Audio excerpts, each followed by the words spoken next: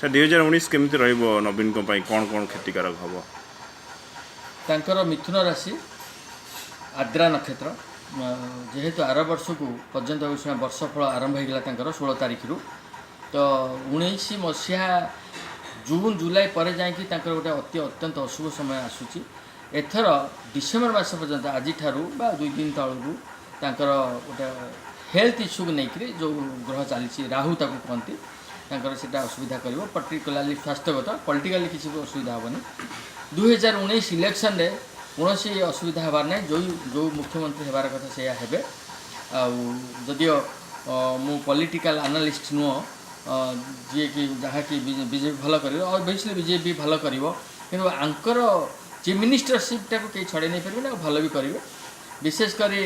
जो जड़े प्रमुख मंत्री बर्तमान विदाय नहीं